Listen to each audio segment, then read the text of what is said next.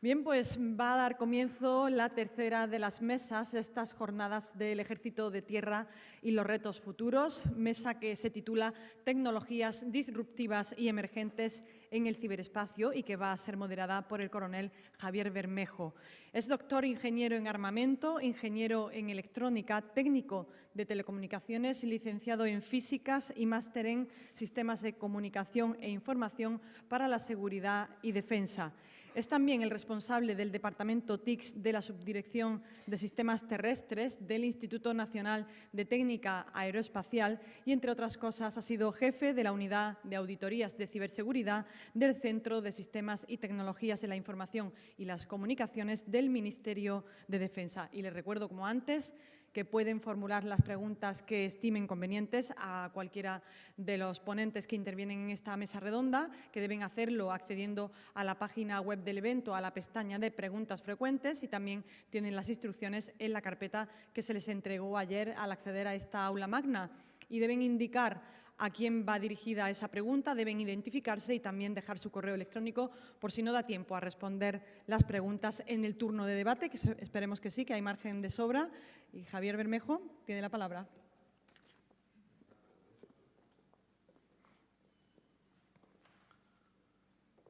Bienvenidos a la mesa Tecnologías disruptivas y emergentes en el ciberespacio.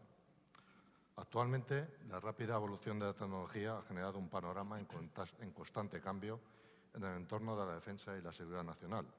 Las Fuerzas Armadas de todo el mundo se enfrentan a desafíos emergentes y amenazas cambiantes que requieren, evidentemente, de soluciones innovadoras. Lo estamos viendo, sobre todo, en el conflicto de Ucrania. En este contexto, la investigación y análisis de tecnologías disruptivas en el entorno de defensa y, particularmente, veremos hoy, en el ciberespacio, se convierten en una prioridad estratégica para garantizar esa superioridad militar, la protección de los intereses nacionales y comprender cómo estas tecnologías están cambiando las estrategias militares de operaciones y la seguridad nacional en general. En este año, en el 2024, el Pentágono ha asignado 145.000 millones de dólares para investigación y desarrollo en tecnologías emergentes, como puede ser la inteligencia artificial, ciberespacio, cuestiones hipersónicas, enjambres, etc. Por otro lado, la Agencia Europea de Defensa identifica 6 tecnologías particularmente disruptivas: las tecnologías cuánticas, la inteligencia artificial, la robótica y armas autónomas, el análisis de grandes volúmenes de datos, sistemas de armas hipersónicos y tecnologías espaciales. Y más en concreto, en lo que es referido al ciberespacio, hay un documento bastante bueno que es Tendencias en Ciencia y Tecnología entre el año 23 y el 43, que está elaborado por la Organización de Ciencia y Tecnología de la OTAN, la STO, que en el ámbito del ciberespacio pues, también indica qué tendencias o qué tecnologías serán las disruptivas. Otra vez aparece la inteligencia artificial, el 5G, la computación cuántica, el Big Data, la robótica avanzadas con sistemas de enjambres de varios dominios, tecnologías de registro distribuido como el blockchain, la realidad aumentada y la realidad virtual, los sistemas de navegación, la computación en el borde y la ciberseguridad avanzada. En esta mesa redonda, pues en estas ponencias vamos a tratar algunas de las tecnologías disruptivas que acabo de mencionar. La primera de ellas la hará el teniente coronel Carlos Herreros, que presentará ciberseguridad en la era cuántica, desafíos y oportunidades para el ejército de tierra. La segunda la hará Manuel Cortés, que se enfocará en las tecnologías network.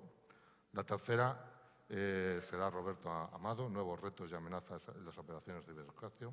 Y por último, José Martínez hará el uso de las tecnologías 5C en entornos tácticos. Comenzamos con la primera.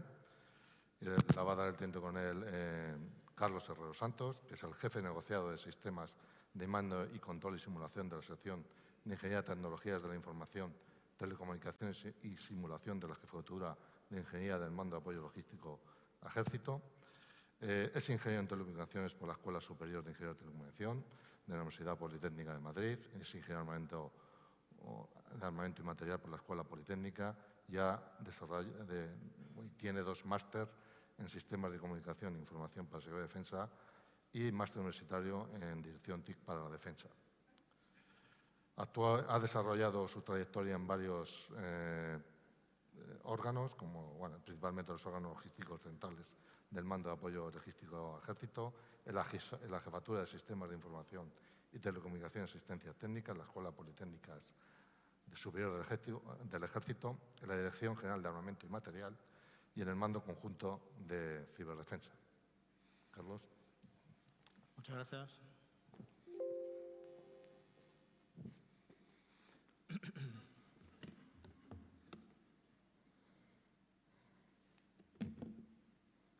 Con permiso de defensa, mi general.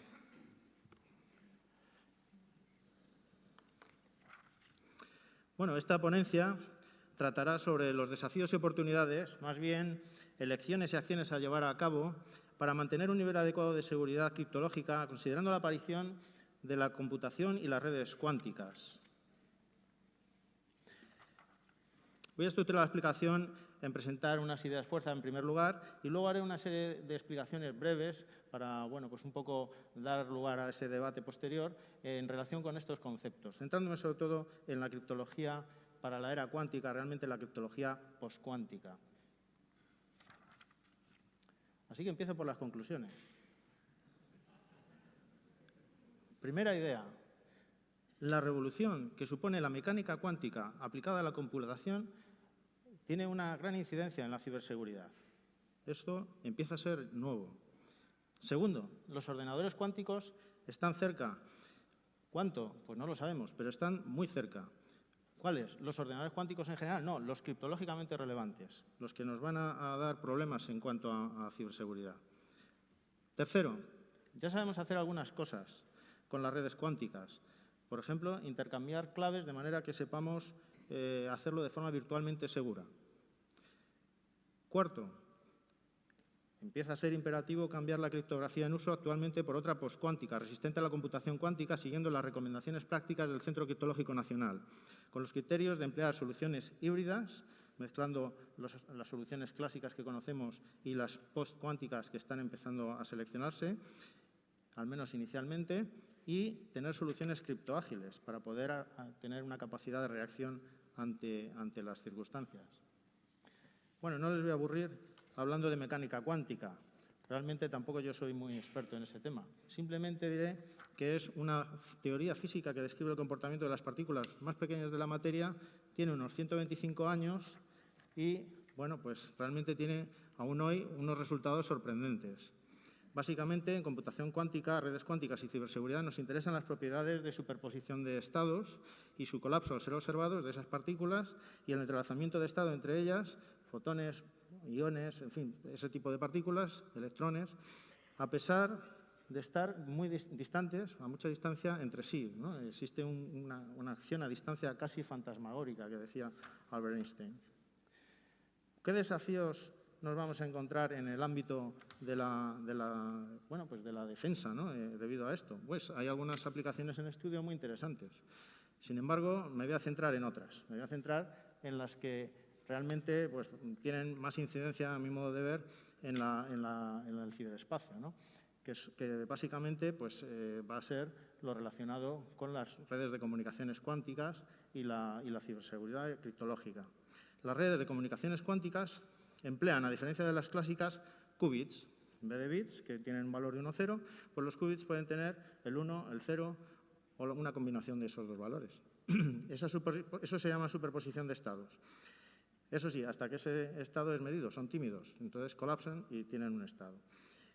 Esos qubits pueden estar entrelazados, de tal manera que pueda haber partículas en estados, digamos, entrelazados, vinculados, y, bueno, pues existen redes experimentales en la actualidad que, bueno, incluso aprovechando fibra óptica de tendidos ya en servicio, pues pueden hacer uso de estas propiedades cuánticas, ¿no?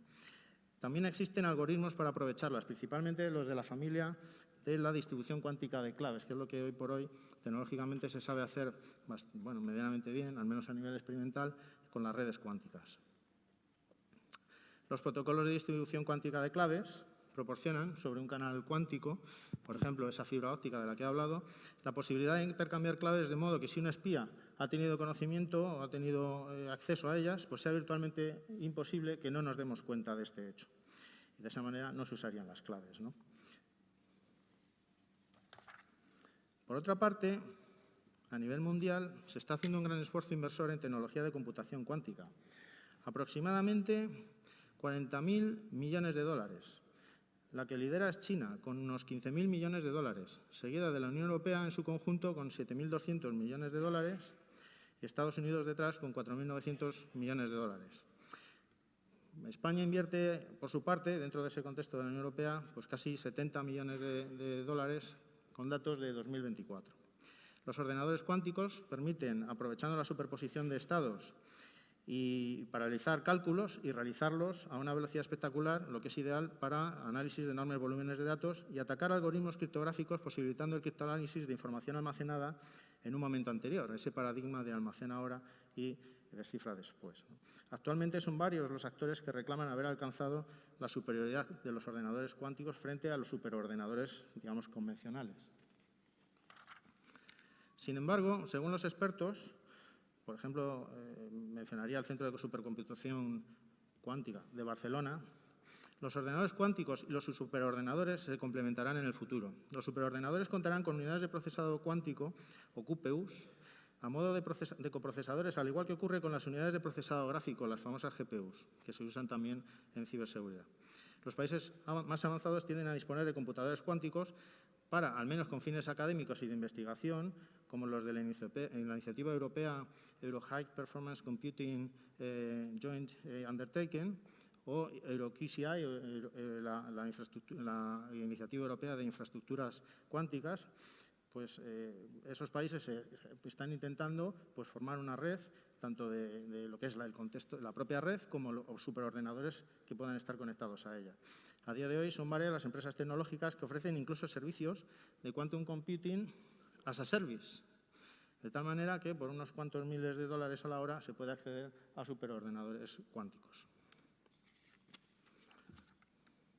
La mayoría de la tecnología de computadores cuánticos va avanzando y, bueno, pues debido a la dificultad de mantener ese aislamiento necesario en los chips para que esos tímidos qubits no colapsen y dejen de tener esas propiedades de superposición, simplificando mucho todo esto, claro, pues están ganando gran importancia los ordenadores cuánticos ruidosos, los que se denominan NISQ, que, bueno, son un poco más fáciles de construir, según parece, pero que generan errores en sus cálculos, de tal forma que hace falta tratar los resultados que dan con algoritmos matemáticos posteriores para bueno, pues acotar esos errores y que no sean inaceptables sus cálculos, ¿no? El doctor Michel Mosca, de la Universidad de Waterloo, en Canadá, ha analizado la posibilidad de aparición de computadores cuánticos criptológicamente relevantes en relación con su impacto. Por una parte, es preciso, las organizaciones, ¿no? Pues que reduzcamos el plazo de tiempo necesario para migrar a una criptología cuántico resistente. Y por otro lado, ¿no? Pues hay que conocer cuál es el plazo de tiempo que hay que mantener los datos seguros. Recordemos ese paradigma de almacena ahora y descifra después. Solo si la suma de ambos tiempos es menor que el plazo de aparición de los ordenadores cuánticos relevantes, que no se sabe, los datos estarían seguros. Podríamos estar, quizá, según sus estimaciones, a las puertas de la aparición si no hay algún ordenador cuántico criptográficamente relevante ya. Entrando un poco en lo que es criptología, pues digamos que a la criptología lo que le preocupa es la aparición de esos ordenadores cuánticos criptológicamente relevantes. Es decir, en relación con su capacidad de vulnerar los problemas matemáticos en los que se basan los algoritmos criptográficos actuales. Esta posibilidad, esta realidad realmente quizá a un plazo relativamente corto, lleva a la necesidad de desarrollar una nueva criptografía basada en otros problemas matemáticos más robustos. Para romper o facilitar hacerlo esos problemas matemáticos en los que se basa la criptología actual, pues ya existen algoritmos, ¿no?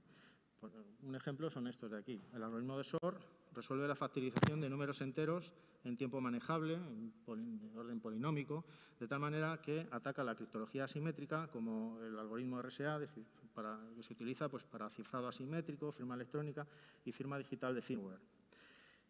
El algoritmo de Rover lo que hace es acelerar la búsqueda en conjuntos de datos no ordenados y grandes, de tal manera que se puede realizar en un tiempo manejable. Y el algoritmo de Deutsch-Jozsa lo que demuestra es el poder de cómputo de los ordenadores cuánticos por paralelización. O sea que ya tenemos los ordenadores cuánticos a las puertas y maneras de explotarlos contra la criptología bastante claras. Existen 6 áreas principales en las que se basan los algoritmos criptológicos resistentes, matemáticamente hablando, que bueno, pues no voy a pasar a comentar cada una, pero sí decir que interesa que tengamos soluciones que no se basen exclusivamente en una de esas áreas. El organismo, digamos, de referencia encargado de la estandarización en materia de seguridad de la información en los Estados Unidos, el NIST, en noviembre de 2016 lanzó una convocatoria internacional para seleccionar algoritmos criptológicos resistentes a la computación cuántica. Esta convocatoria buscaba algoritmos de cifrado asimétrico, mecanismos de encapsulación de claves y firmas digitales. En septiembre de 2022, tras una larga evaluación, el NIST seleccionó los algoritmos que muestro aquí. Crystal Kyber, para cifrado de propósito general, de clave pública, basado en una de las áreas que se denomina retículo estructurado, estructuras regulares de tratamiento, digamos, digital. Crystal Dilithium, Sphinx Plus y Falcon para firmas digitales, basadas en retículo estructurado, aunque Falcon estaba basado en funciones hash. Curiosamente, aunque en agosto de 2023 finalizó el plazo, digamos, de comentarios, de descubrir vulnerabilidades, etcétera, al menos de forma oficial, aún no se han elevado a estándares.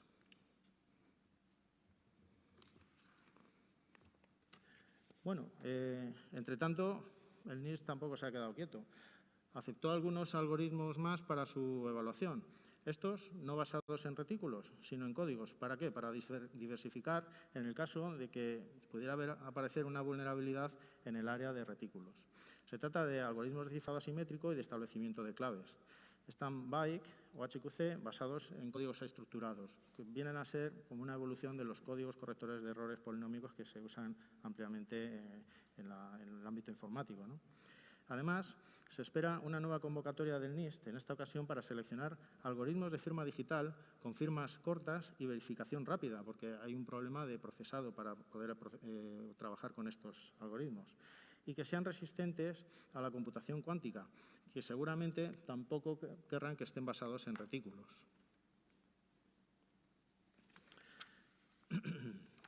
Bueno, llegamos a España.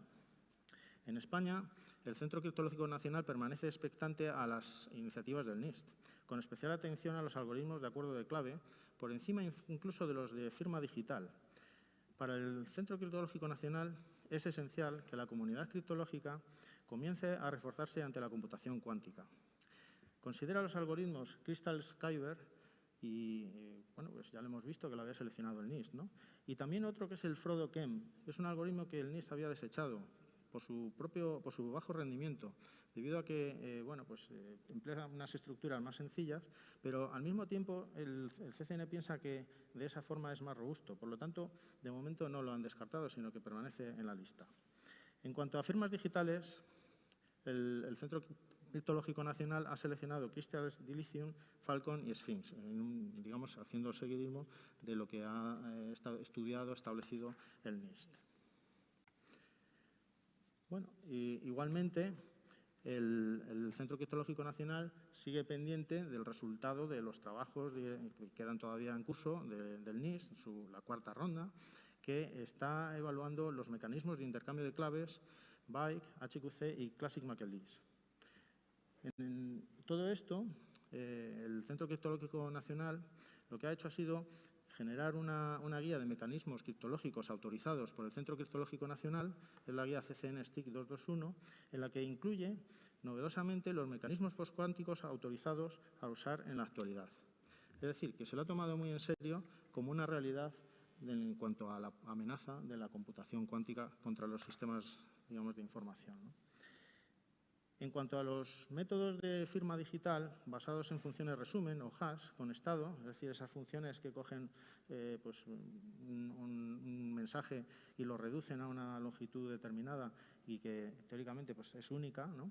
Pues en cuanto a estos métodos de firma digital basados en esas funciones resumen con estado, existen estándares aceptados tanto por la Internet Engineering Task Force como por el NIST, que ya ha hecho alguna publicación especial, como la que indico aquí, la SP800-208 de 2020, empleando una serie de algoritmos como el denominado firma de Leighton-Micali o el esquema de firma de Merkle extendida, XMSS. En particular, el CCN ha puesto el foco en este algoritmo para la firma de actualizaciones de firmware. ¿Por qué? Porque sí que las actualizaciones de firmware tienen una debilidad con la computación cuántica y es debido a que en el Internet de las cosas adolece muchas veces de que no se modifica con frecuencia su firmware, sino que permanece durante mucho tiempo en los sistemas de control industrial, etc. Entonces, sí que merece la pena hacer un esfuerzo por reforzar esa seguridad de las actualizaciones del firmware en ese caso. Aunque el Centro Criptológico Nacional considera que los mecanismos de cifrado simétrico son menos vulnerables que los asimétricos frente a la computación cuántica, sí que se ha demostrado que el algoritmo de Grover reduce la eficacia de las claves, básicamente a la mitad de su longitud en bits. Por ello, considerando que una longitud de 128 bits puede ser hoy por hoy aceptable, pues el Centro Criptológico Nacional recomienda claves de al menos 256 bits, y si puede ser más, para cifrado simétrico.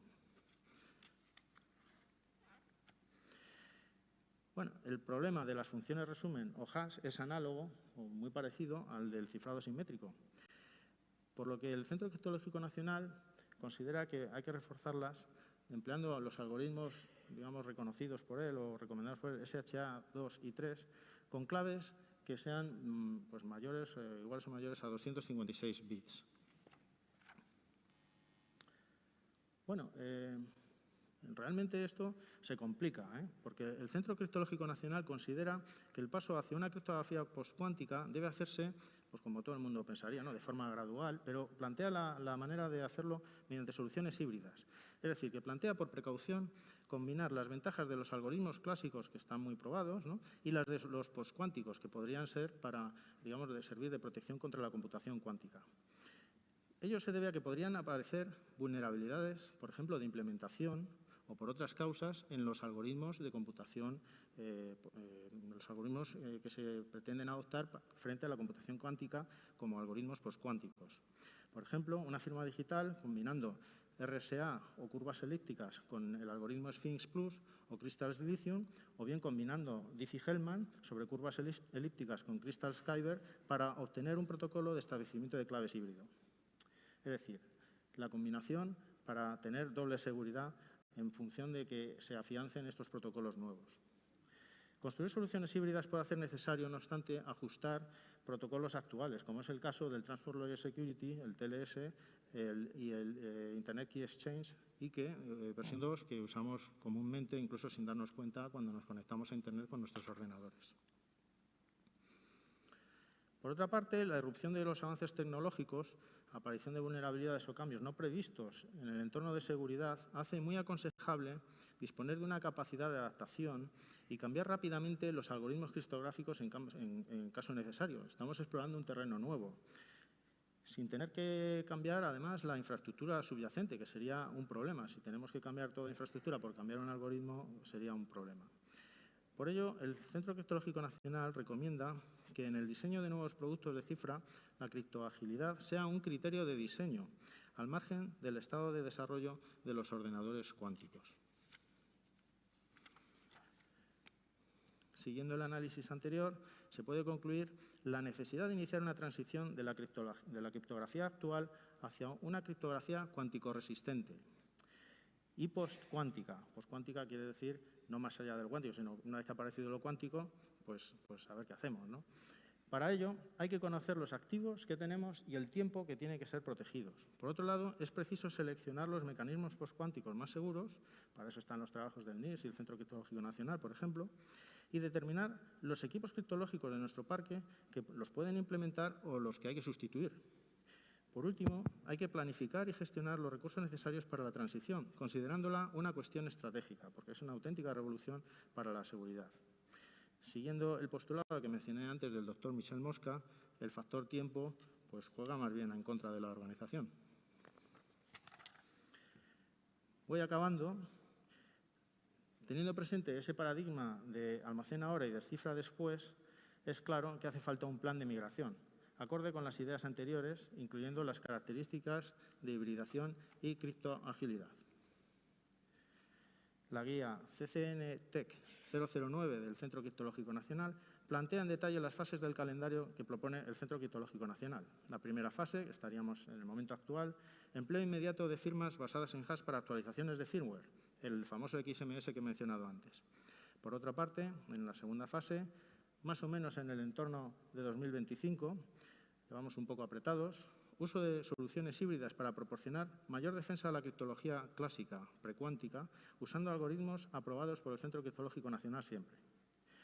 Fase 3, más o menos de 2025 a 2030, potenciación de la hibridación con algoritmos afianzados de la tercera ronda del NIST y algoritmos aceptados tras la cuarta ronda del NIST. Siempre aceptados por el Centro Criptológico Nacional, porque puede haber sorpresas.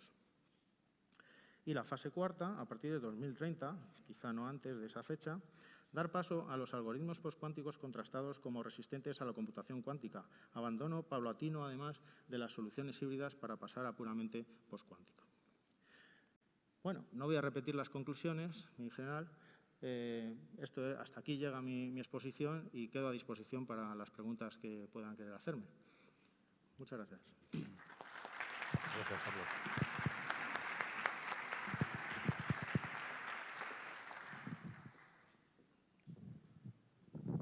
Continuamos con la segunda ponencia, que la presentará don Manuel Pérez Cortés, Tecnologías Network. Don Manuel Pérez Cortés es ingeniero aeronáutico desde el año 82, doctor ingeniero aeronáutico por la Universidad Politécnica de Madrid y tiene un máster por el IES. Es profesor titular de universidad en la Escuela Técnica Superior de Ingeniería y Aeronáutica y del Espacio de la Universidad Politécnica de Madrid, director de la Escuela Española de Ensayos y en Vuelo y Aeronavegación, en una entidad creada entre el UPM y el Ministerio de Defensa para impartir formación en ensayos en vuelos.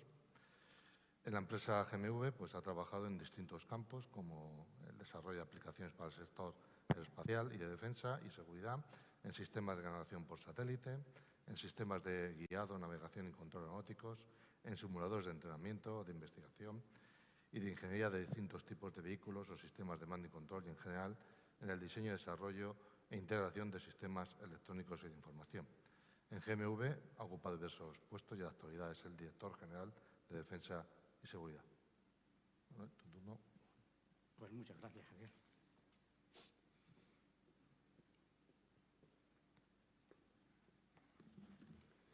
Pues nada, en primer lugar quiero darle las gracias al Ejército de Tierra por invitarme a estas excelentes jornadas que ha organizado, que la verdad que son muy provechosas, por lo menos a mí me están interesando muchísimo. Y también quiero darle las gracias a la Universidad de Jaén por la magnífica acogida que ha tenido para estas jornadas, ¿no? Entonces, yo voy a hablar de tecnologías network, es lo que se me ha pedido básico. Si me permiten, voy a dedicar un minuto, de verdad, espero no más de un minuto, y de hecho, la primera cosa que voy a hacer es tratar de cronometrarme para que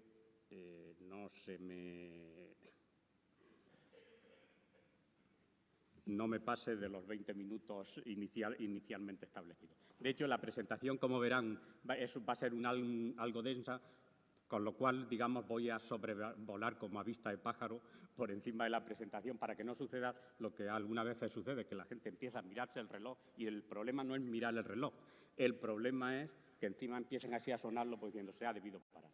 20 minutos como máximo. Bien, entonces, como decía, inicialmente voy a decir dos palabras sobre la empresa o sobre mi empresa, sobre GMV. ¿Quiénes somos? Bueno, pues ya que estamos aquí en una universidad, en la Universidad de Jaén, pues nosotros somos un spin-off de la universidad. Somos un spin-off de la Universidad Politécnica de Madrid. De hecho, yo creo que un spin-off con bastante éxito, bastante exitoso. Entonces, el rector de la UPM nos pone como ejemplo de spin-off, claro. Surgimos hace ya 40 años en la Escuela de Ingenieros Aeronáuticos y en este momento pues somos ya más de 3.300 personas, de ellos la mayor parte ingenieros, y este año pues vamos a facturar unos 420 millones de euros. Seguimos teniendo el espíritu inicial de spin-off o de empresa universitaria y, por supuesto, seguimos siendo una empresa 100% española. Además, 100% española sin apellidos, española pero participada por no sé qué, española 100%, sin mayores apellidos. Ahí cuentan algunas cosas que no voy a entrar en ellas, por supuesto. Ya digo, luego tienen la presentación si quieren. Simplemente dar un par de titulares en cuanto a nuestra actividad más importante es la actividad espacial. En espacio somos el primer grupo español, sin duda alguna. Y, de hecho, somos el 6º grupo espacial europeo y, ya digo, el primero español. Y ahí puedo decir 2 titulares, simplemente. Centros de control de satélite, que es el sitio digamos, como el centro de mando y control en terminología militar. Pues en centros de control de satélites de telecomunicaciones, somos la primera empresa del mundo. Y luego, en el otro gran actividad espacial en la que estamos, en navegación por satélite. En navegación por satélite somos, sin duda, en España la empresa, quiero decir, somos, por ejemplo, responsables de todo el segmento de control de Galileo. De hecho, este fue un contrato que ganamos hace 4 o 5 años y fue el contrato más grande, un contrato de varios cientos de millones de euros. Era el contrato más grande que se le había dado a ninguna empresa española del sector espacial. Vale, bueno. Pues así, por decir, luego estamos participando en el ámbito de defensa, por ejemplo, estamos coliderando dentro del programa europeo más grande que hay ahora mismo, que es el FCAS, el New Generation Weapon System, pues estamos coliderando en lo que se llama el pilar de los remote carriers, que son los aviones no tripulados que acompañan al avión nodriza, etcétera. Ya digo, no entro en más, estos serían pues algunos clientes. Y entonces voy a hablar de NAVWAR. La verdad que ya en varias presentaciones, tanto ayer como hoy, se ha hablado de NAVWAR o de guerra de navegación. Entonces, voy a tratar de centrar en algunas cosas un poco más. Ya digo, mucho ya se ha dicho y, por tanto, tampoco quiero repetir demasiado. Pero, bueno, yo creo que la importancia del lo que se llama PNT, la importancia del posicionamiento, navegación y tiempo en las operaciones militares es esencial. Creo que ya quedó claro ayer y ha quedado también claro en alguna de las ponencias de esta mañana, con lo cual pues eso vale para la propia navegación de los vehículos, etcétera, para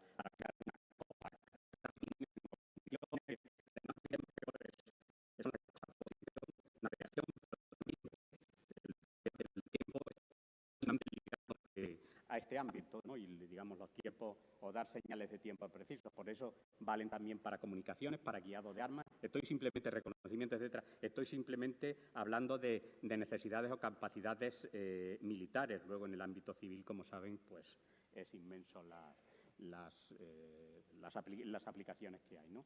Por tanto, la función PNT es una función esencial en el ámbito militar.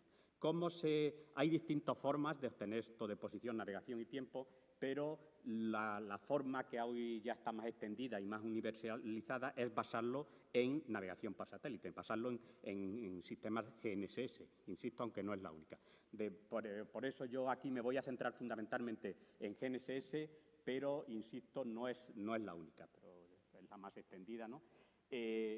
Entonces, una vez que tenemos esa necesidad de función PNT y una vez que tenemos que esa capacidad se obtiene a partir de los sistemas de navegación por satélite o GNSS, pues es fundamental, claro, por una parte, tener capacidad, creo que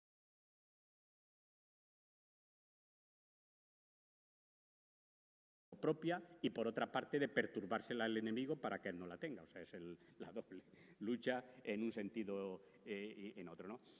Hasta ahora esa capacidad pues se perturba mediante, digamos, sistemas que no afectan a las infraestructuras en sí, digo, a las infraestructuras que proporcionan, las infraestructuras por satélite y de segmento de terreno que asociado a los satélites. Eso hasta ahora no se está atacando, que yo sepa, pero en un futuro pues sería posible también, digamos, destruir las propias infraestructuras, destruir en particular los satélites GNSS o incluso la parte del segmento terreno asociado al control de esos satélites. O sea, ahí no estamos todavía, pero podríamos estar. Con lo cual, yo de esa parte también me voy a olvidar y me voy a centrar fundamentalmente en lo que es la perturbación de las señales desde distintos puntos de vista. El NAVWORK, bueno, que está ahí definido, es el conjunto de acciones que pretende fortalecer el uso amigo y perjudicar o impedir el uso por parte del enemigo de esta información o de esta capacidad PNT. Es, como digo, un aspecto crítico de las operaciones. Insisto, me voy a centrar solamente en su implementación desde el punto de vista de navegación por satélite, pero NAVWORK ha habido desde los orígenes de los tiempos. O sea, se ha tratado, por ejemplo, en la navegación marítima, se ha tratado de engañar que los barcos no naveguen por donde tienen que ir. Por ejemplo, un ejemplo de NAVWORK fue que durante la Segunda Guerra Mundial, temiendo los ingleses que los invadiesen los alemanes, empezaron a cambiar nombres de calles y direcciones para ir de un sitio o a otro, pues para que se perdiesen o no pudiesen ir a los objetivos tan fácilmente. O sea, eso también NAVWORK está basado simplemente en información de calles o de direcciones, ¿no? Pero, bueno, incluso también se puede hacer NAVWORK sobre radioayuda, también aeronáuticas, etcétera. Insisto, me voy a centrar fundamentalmente en la parte de... No voy a insistir en esto, pero esto no es yo creo que ha quedado claro, no es una hipótesis. Se está haciendo, de hecho, las primeras acciones así más o menos recogidas de NAVWORK basado en navegación por satélite fueron ya en el año 90 en la Guerra del Golfo. Allí ya se hicieron operaciones y desde entonces se está haciendo, hay muchos ejemplos, he puesto algunos que no voy a entrar en ellos ni muchísimo menos, y de hecho no es un problema solamente militar. EASA está lanzando boletines continuamente de las zonas que están afectadas, que son, bueno, este es uno, tengo aquí uno de hace un mes o algo así, este es uno un poco antiguo, pero hay zonas como, ahí nombra algunas, como la zona de Finlandia, la zona del Mar Negro, etcétera, que están muy, muy afectadas, y eso es un problema también para la navegación de los aviones, pero ya de los aviones comerciales, porque los aviones comerciales siguen utilizando las radioayudas aeronáuticas, pero cada vez se están más basando en navegación por satélite, porque era, digamos, de alguna forma la panacea de navegación, tanto para la navegación en ruta como también para la aproximación y el aterrizaje, que ya se pueden utilizar estaciones que están certificadas. O sea que esto es un problema, el problema del NAVWORK no es un problema solamente militar, o no son solamente, sino que es un problema que está siendo, de hecho, bueno, luego lo diré a continuación, pero nosotros estamos instalando equipos en aeropuertos para detectar la posibilidad de que haya jamming o spoofing en el aeropuerto, pues, para afectarle a los aviones civiles, no solamente militares, ¿no? Bueno, insisto, es un problema real.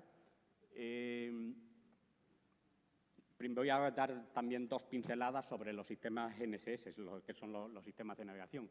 Como saben, son sistemas basados en satélites en lo que se llama en órbitas MEO. Normalmente esas órbitas están aproximadamente a unos 20.000 kilómetros sobre la Tierra, y hay varios, no hay solamente... Normalmente el más conocido, el primero que se implementó fue GPS, pero hay más. Está, por ejemplo, bueno, Galileo aquí en Europa, como saben, está GLONASS, que es el sistema ruso también ya desplegado, está Beidou, que es un sistema chino también desplegado, o sea que hay varios, que hay estos cuatro. ¿Cuáles son las prestaciones fundamentales que se le exigen a un sistema de navegación por satélite? Pues se establecen esos cuatro conceptos. Por una parte es la precisión, es saber con qué precisión o con qué exactitud me está dando la posición que yo, o la diferencia entre la posición que me está dando y la posición real, ¿no? Pero hay otra serie de conceptos que, de hecho, son también igual de importantes o no tan importantes. La otra es la integridad, que está muy relacionado con el tema del jamming y, sobre todo, con el spoofing, como veremos. La integridad es la capacidad que tiene o qué seguridad tengo yo de que la información que estoy obteniendo es correcta o está de alguna forma falseada. Como saben, de hecho, en GPS inicialmente había, que eso lo quitó Clinton hace ya bastantes años, pero en los GPS saben que es un sistema que era militar, luego de uso civil, pero su objetivo inicial era para el guiado de misiles. Entonces se puso para el uso civil, se puso una cosa que se llama la selective availability, la disponibilidad selectiva, para que no se obtuviese toda la precisión que de forma, digamos, natural se podía obtener. Eso lo quitó Clinton, ya digo, en los años 90, me parece algo así. Pero entonces la integridad es fundamental, la continuidad, que es qué capacidad tiene este sistema para funcionar sin interrupciones. Y la disponibilidad. Y es, si yo quiero ahora mismo usar el sistema, ¿puedo usarlo o no puedo usarlo? Estos conceptos son muy importantes, sobre todo estos conceptos vienen mucho del ámbito aeronáutico. Y es que sobre todo la integridad, la continuidad y disponibilidad son fundamentales. Por ejemplo, si yo voy a utilizar navegación por satélite para basar la navegación por satélite para hacer aterrizajes, aproximaciones y aterrizajes de aviones, ¿no? Claro, ahí tengo que tener seguridad de que, por una parte, precisión, pero también integridad, es decir, que la señal sea correcta, continuidad, es decir, que durante toda la fase de aproximación aquello no me falle, y disponibilidad, cuando yo empiece a aterrizar, que tenga sistema. Bueno, estos sistemas además se complementan con otros sistemas tanto basados en satélite como que es lo que se llaman los sistemas SBAS, y de sistemas SBAS hay varios, son sistemas de cobertura local que complementan a estos que son de cobertura mundial, como saben, ¿no? Entonces, en Europa hay un sistema que se llama EGNOS, en Estados Unidos está el WAAS, en Japón está el sistema MSAS, y ahora mismo se está desplegando en Nueva Zelanda y en Australia un sistema que se llama SAUTAN.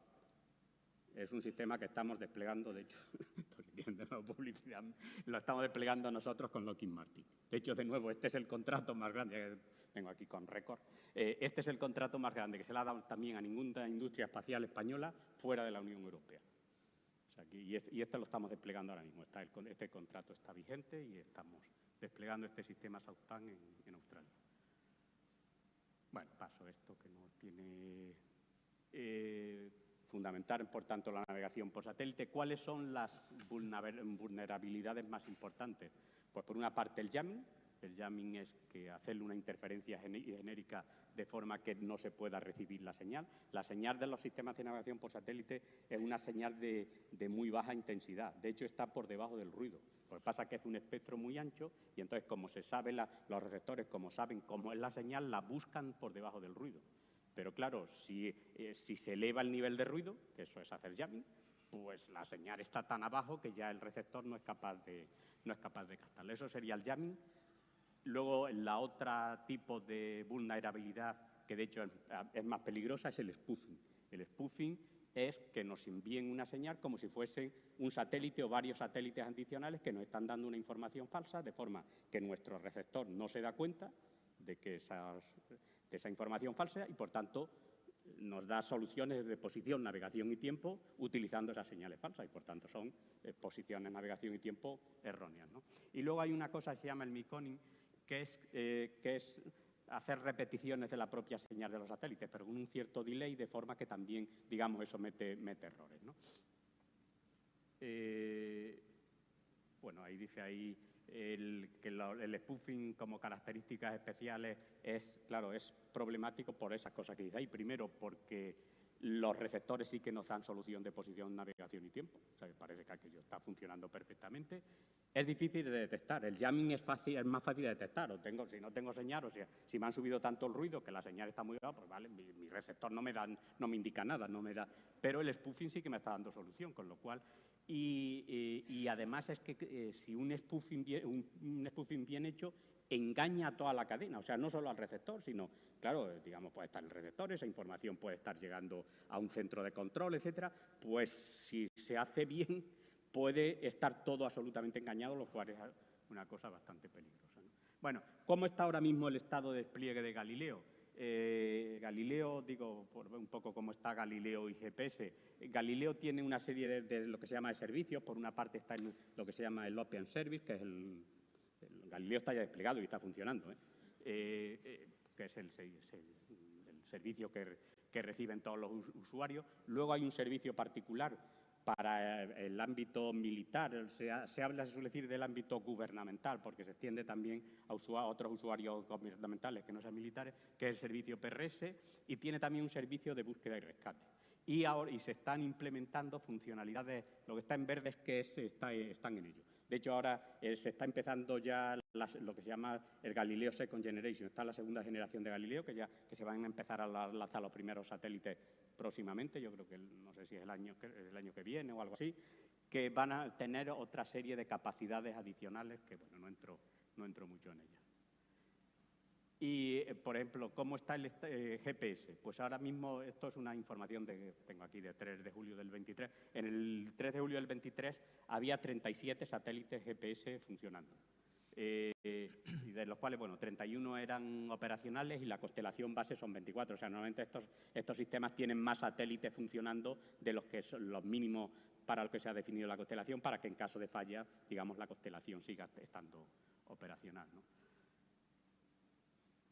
Ya los propios sistemas, tanto Galileo como GPS, dan algunas funcionalidades de anti-jamming y anti-spoofing, lógicamente. Dan ciertas protecciones, ¿no? Y sobre todo las protecciones, ahí están puestas algunas. Unas son, incluso en el ámbito civil, ya hay algunas protecciones o algunas informaciones de spoofing. Se puede conseguir alguna cosa, que es lo que se llama el algoritmo ese quimera que está puesto ahí, y en Galileo está el OSNMA. Y luego, sobre todo, la parte fundamental son las señales encriptadas, tanto de GPS, tanto de Galileo como de GPS. En caso de Galileo es el código, es el PRS, y en el caso de GPS, pues es el código Y, el código M ahora mismo que se está desplegando, etcétera, ¿no? Por hablar un poquito más del de Galileo, de PRS, PRS es el servicio de navegación encriptado resistente contra interferencias involuntarias, tanto de jamming, porque de ahí, digamos, en determinados lóbulos se concentra más la señal y, por tanto, aunque esté perturbándose, digamos, hay más capacidad de seguir, de que siga funcionando, y sobre todo y de spoofing, o sea, porque la información viene encriptada y, por tanto, es difícil esa información encriptada que alguien te engañe enviándote una información encriptada de la misma forma que sea falsa, ¿no? La industria española está bastante activa en PRS. De hecho, España es uno de los pocos países que tiene en desarrollo un receptor PRS. Digamos, es un receptor que estamos desarrollando, digamos, liderado por nosotros, por GMV, pero en el que participa también Tecnovis en la parte de criptografía, y Indra, que está haciendo una antena CRPA, lo que se llama una antena CRPA. Bueno, como he dicho antes, estos sistemas están evolucionando, no entro mucho en ellos, cómo está evolucionando tanto Galileo como GPS. ¿Y cuál sería un poco la visión futura del PNT? Pues esto es la visión de la ESA, de la Agencia Espacial Europea, que lo centra en 4 capas. Podríamos decir, la capa 1 sería la capa de los satélites, de los MEOS. Se está empezando ahora a desarrollar una capa de satélites de baja órbita adicionales, lo que se llama el LEO-PNT. La Agencia Espacial Europea acaba de dar 2 contratos para desarrollar un prototipo de LEO-PNT con un despliegue, me parece, en cada contrato. Se van a desplegar, me parece que son 6 satélites y un centro en tierra de control, etcétera, para ver qué capacidades se pueden obtener con satélites de baja órbita de unos cientos de kilómetros. De nueva publicidad.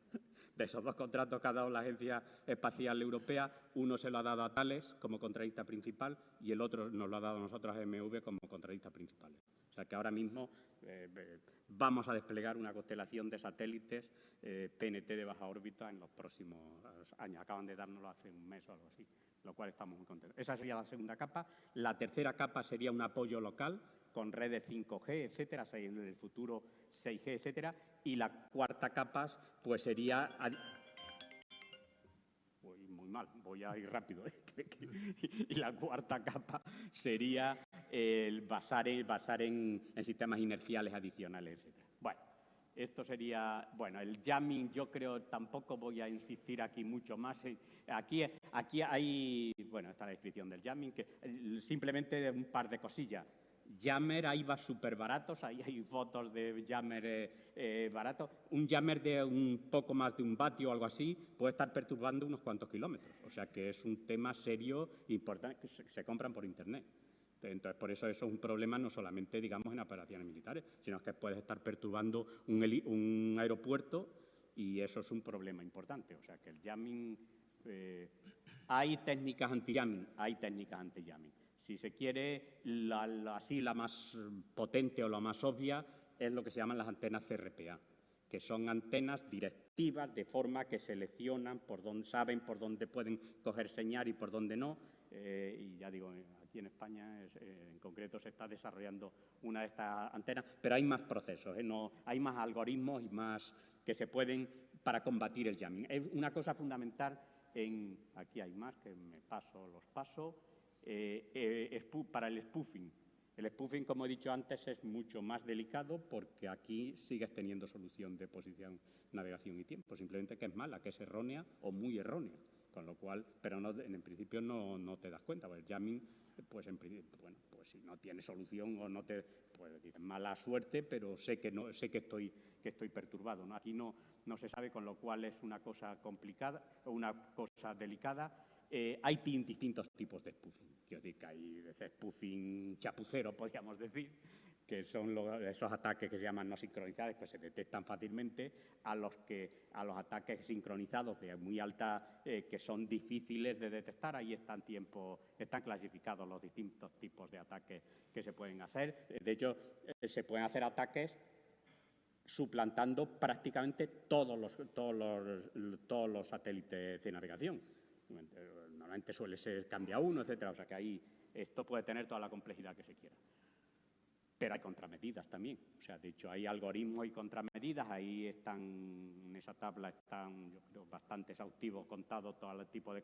Hay en contramedidas, digamos, implementadas en los propios receptores, que son contramedidas que se llaman standalone, que son simplemente, pues, por ejemplo, si tú... Normalmente ahora ya todos los receptores cogen todas las constelaciones y entonces, como tienes muchos satélites, pues puedes hacer combinación y ver si alguno te está engañando de tal constelación o lo que sea. Hay muchas, ya digo, ahí esa tabla, o si alguien tiene interés, pues lo podemos ver, pero ahí, como se ve, hay muchas cosas. Sobre los observables, que una cosa fundamental es no solamente hay que tener sistemas, y cada vez más sistemas de detección, o sea, que sistemas de detección tanto de jamming como de spoofing. O sea, no solo es basarse en que yo tengo un receptor que me protege contra spoofing, sino que yo sepa también que está habiendo spoofing con sistemas especiales, con algoritmos especiales que se pueden, como digo, implementar. Bueno, estos son escenarios de simulación. Nosotros estamos ahora mismo, por ejemplo, estamos trabajando en el sistema de navegación de la F-110, que es el sistema Senda. Este sistema lleva un receptor PRS nuestro, y lleva también algoritmos de detección de spoofing. O sea, que en el ámbito... Y, por ejemplo, el navegador, el ISNAP, el navegador del 8x8, lleva también algoritmos de detección de spoofing, en caso que se le esté haciendo spoofing. Aquí ahí están puestos un poco los TRL en los que tenemos, y estamos trabajando en muchos algoritmos, los TRL en los que están. Y también la inteligencia artificial. La inteligencia artificial permite detectar jamming y sobre todo spoofing, y hay algoritmos para eso y estamos trabajando en eso, no me enrollo más. Y ya voy a las conclusiones. Simplemente como conclusiones, si se quiere. Estos son algunos de los ejemplos de proyectos reales en los que estamos trabajando para determinar algoritmos, proyectos además financiados. Quiero decir que no es que estemos investigando en nuestra casa, financiados, estamos trabajando, pues ya se ve, bueno, aparte de lo que he dicho del Senda y de la F-110, el RIPTID es un proyecto que tenemos con la EDA, con la Agencia Europea de Defensa, en el que estamos con el INTA, probando algoritmos de anti-spoofing. Además, digamos, la entidad que nos lo prueba es el INTA, y la verdad que está viendo cosas bastante interesantes. Estamos también implementando, como os decía, sistemas para detección de spoofing, pues, en distintos aeropuertos. Y ya así como conclusiones, yo creo que más o menos está casi todo dicho. Yo creo que simplemente destacar que el NAVWORLD, la tercera como la cuarta conclusión que tiene tanto una vertiente defensiva como otra vertiente ofensiva. O sea, hay que tener, desde el ámbito militar, sistemas que eviten esa vulnerabilidad y sistemas que detecten que nos están haciendo spoofing, etcétera. Y yo creo que también hay que tener sistemas en sentido contrario para crearle esas vulnerabilidades al enemigo. Nosotros estamos en ambos ámbitos, ¿no? Y poco más. Con esto ya lo dejo, ya digo, ahí están las conclusiones, pero creo que no quiero pasarme más. Pues nada, muchísimas gracias por atenderme y excusar que me haya pasado.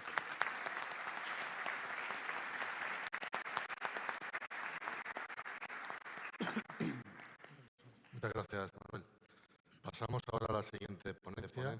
La realiza don Roberto Amado Jiménez, de la empresa S2 Grupo, y tiene el título Nuevos retos y amenazas en las operaciones del ciberespacio.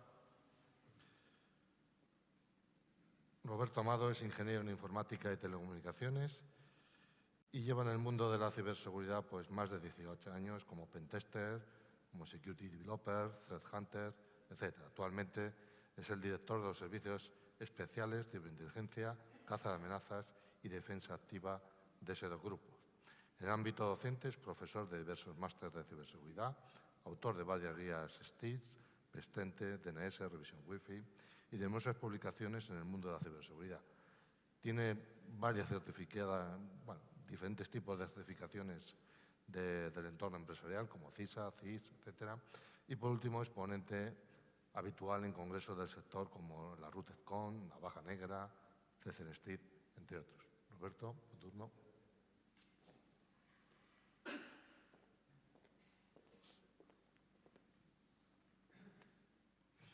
Bueno, en primer lugar, me gustaría dar las gracias a la organización por haber invitado a S2 Grupo a participar. S2 Grupo... No sé. ¿Tenido el sonido? A ver. ¿Ahora? ¿Se oye? ¿Hola? ¿Se oye? ¿Sí? ¿Se oye bien? ¿No? Un momento. ¿Ahora sí? ¿Ahora sí? Yo creo que es por la voz. Un momento.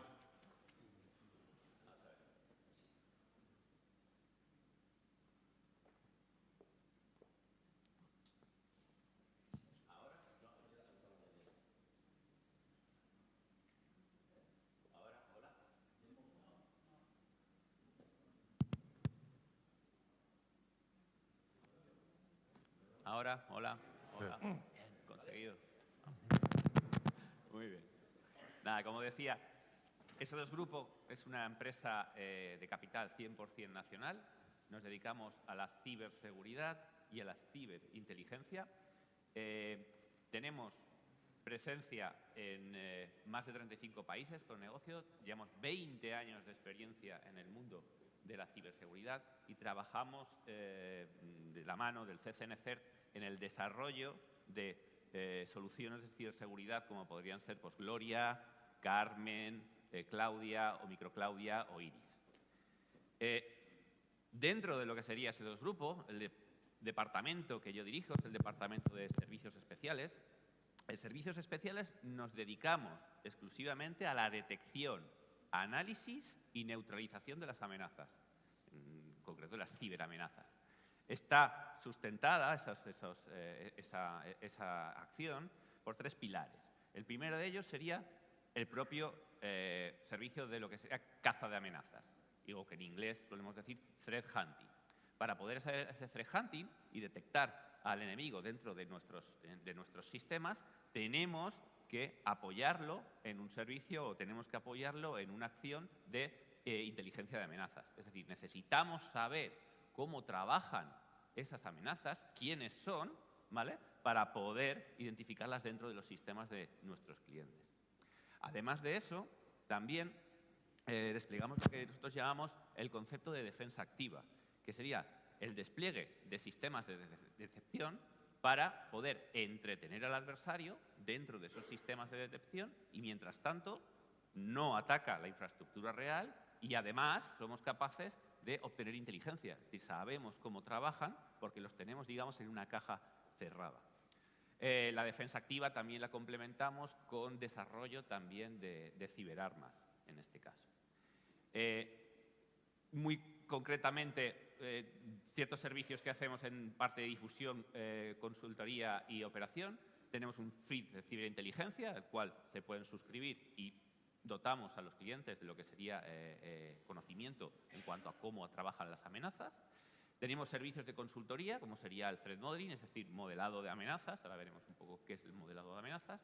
Tenemos también lo que sería un servicio de un Notice Threats. Notice Threats es un servicio que creemos bastante innovador e interesante, que es analizar dentro de la infraestructura del cliente todos aquellos logs o aquellos repositorios de herramientas de protección. Es decir, lo que buscamos es todo aquel ataque que haya pasado desapercibido, toda aquella amenaza que haya pasado desapercibida. ¿Por qué? Pues porque ha sido parada, por ejemplo, por los sistemas antivirus, ha sido parada por los sistemas anti-spam, por los sistemas de proxy. Bien, muchas veces no le damos importancia a esa información. Sin embargo, podemos identificar que tenemos al enemigo llamando a la puerta en un momento determinado. Sacar inteligencia de esos ataques y prevenir y adaptar las medidas de seguridad concretamente a esas amenazas concretas que están intentando pues, llamar a nuestra puerta, ¿no? Como he comentado, también el servicio de threat hunting, de caza de amenazas, y los sistemas de detección. Por último, hacemos también monitorización de eventos especiales. ¿Qué significa eso?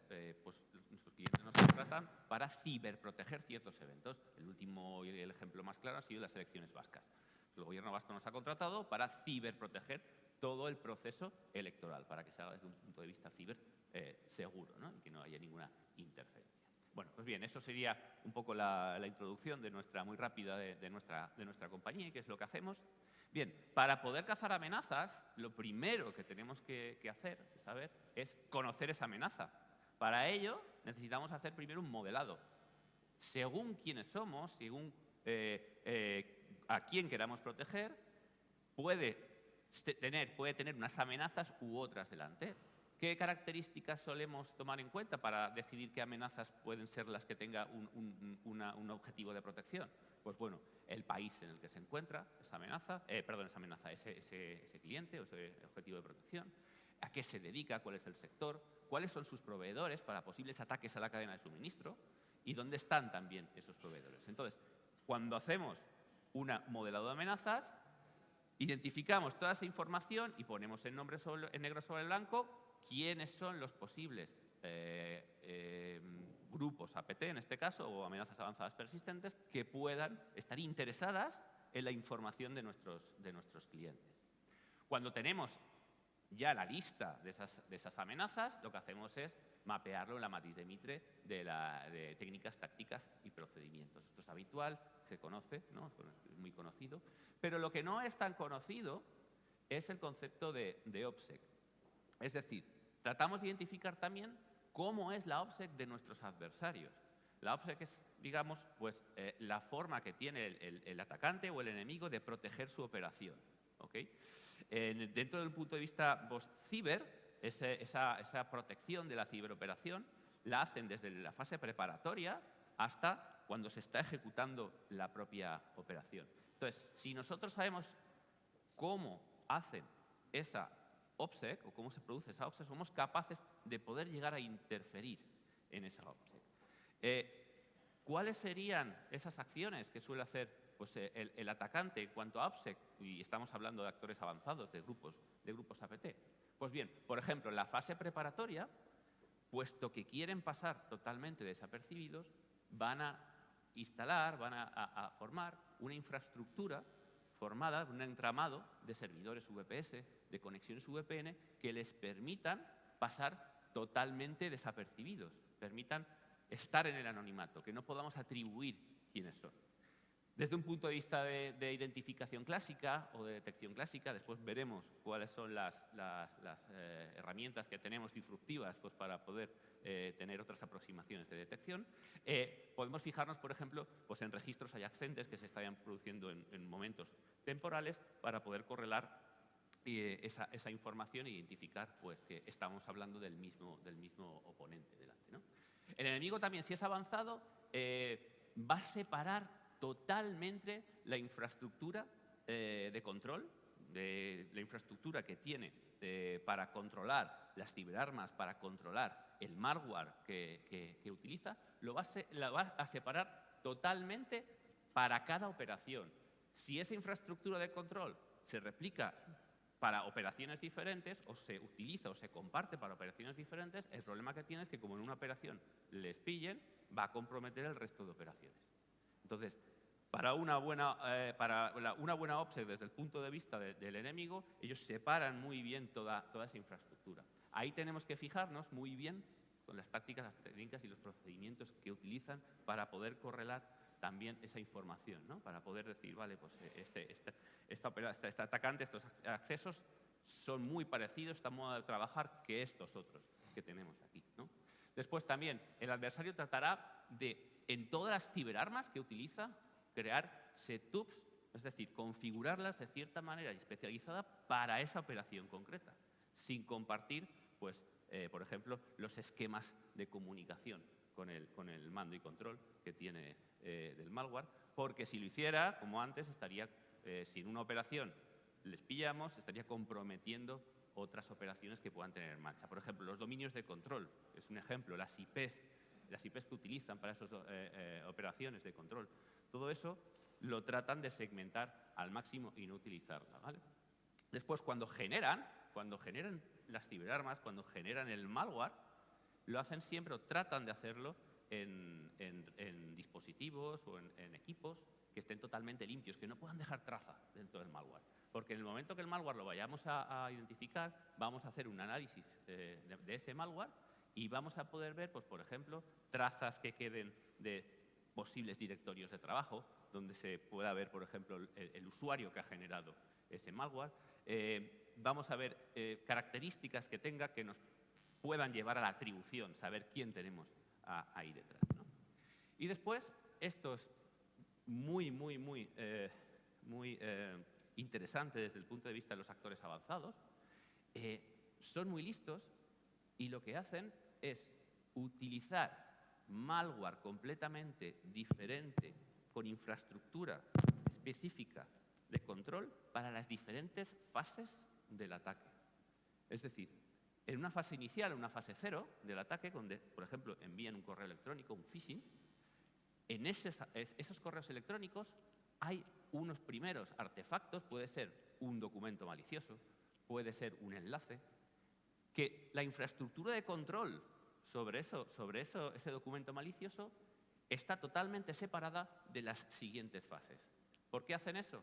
Porque si nosotros, por ejemplo, desde el punto de vista de los analistas, identificamos y detectamos ese intento de phishing, podemos llegar a comprometerle todo el resto de infraestructuras de la siguiente fase. Entonces, ellos solo despliegan la siguiente fase, el malware de la siguiente fase, de modo manual, decidiendo si están en el objetivo, es decir, han conseguido el objetivo, o se está ejecutando, por ejemplo, en un entorno de sandbox de análisis, ¿vale? Entonces, el stage 0 sería lo que tomaría contacto inicial, el operador, el enemigo, diría, vale, quiero desplegar el siguiente stage, que sería el 1. El 1 es el malware encargado de crear persistencia en el sistema, persistencia en el objetivo. No es todavía el elemento que les va a permitir hacer toda la intrusión, todo el ataque, sino que con ese es el encargado de después traerse el siguiente stage, que sería el stage 2. Con ese sí que son capaces ya de poder ir haciendo toda la intrusión, robando información, saltando de máquina en máquina. Y como he comentado, la infraestructura de control de cada uno de ellos está totalmente separada, ¿vale? Cuando ya han conseguido el objetivo, es decir, robar la información, han conseguido exfiltrar lo que querían, han conseguido saltar, obtener los correos electrónicos, realizan una persistencia, pero ya a nivel organizativo. Despliegan un malware completamente diferente, uno o varios, de varias tipologías, para poder persistir a nivel organizativo. Persistir a nivel organizativo, ¿qué quiere decir? Que realizan implantes para poder robar la información de forma automatizada, robar credenciales de los sistemas para poder acceder a esa información confidencial, por ejemplo, a los correos electrónicos, y ese malware tiene unos elementos de control, de command and control, totalmente diferentes que los de las fases anteriores. De esta manera se protegen en estas diferentes fases toda la operación, ¿no? Pues bueno, pues vamos a ver también de qué manera, ¿no?, podemos, con diferentes herramientas disruptivas, identificar todas estas acciones.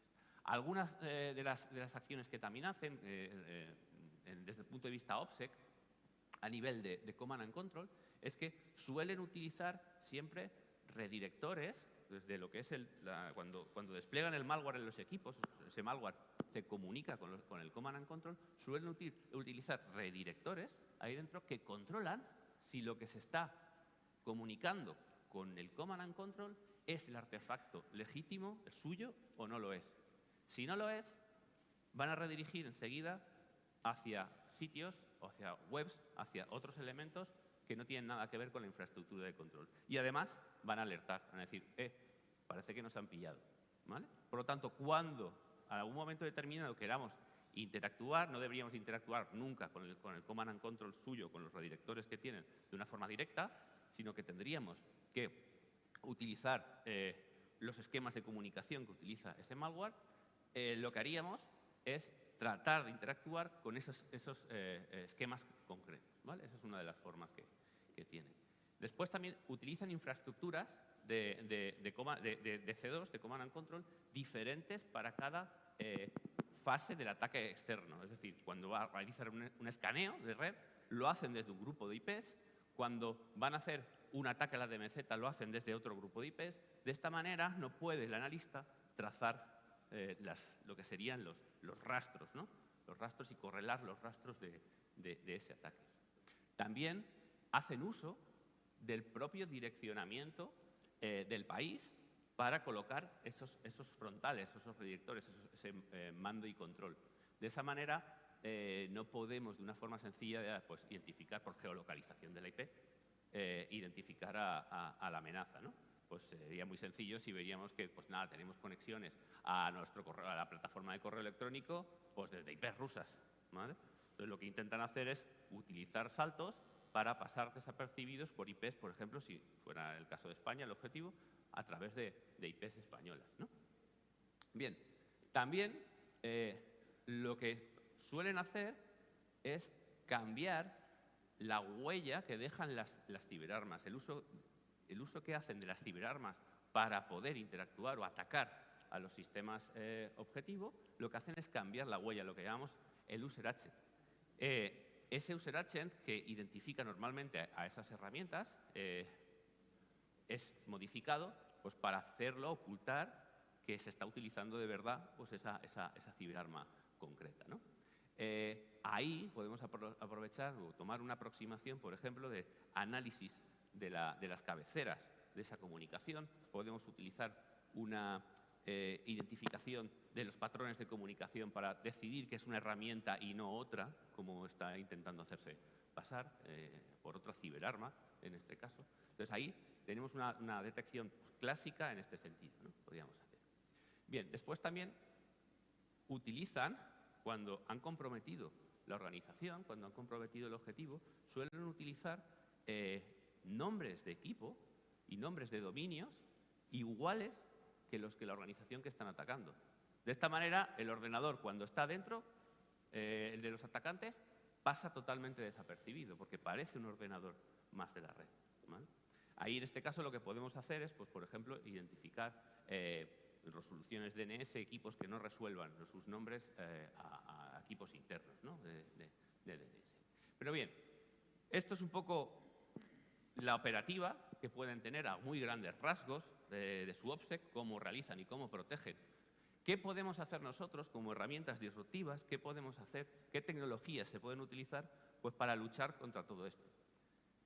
Ha salido ya, tanto ayer como en el debate de hoy, el uso de la inteligencia artificial. Tenemos, por ejemplo, mediante el uso de inteligencia artificial, el poder trazar líneas bases de comportamiento, trazar cómo se comportan de forma legítima los procesos de los sistemas, cómo se comportan de forma normal los usuarios de una organización y con esas líneas base poder identificar desviaciones para detectar esos ataques, ¿no? Dentro de lo que sería también la inteligencia artificial, podemos utilizar lo que sería el concepto, y vamos a ver ahora después, que eso es muy interesante, eso sí que es totalmente disruptivo, el concepto de la inteligencia artificial generativa basada en agentes, ¿vale? Esto es lo que ahora, en 2024, va a explotar. Ahora comentaremos más en detalle.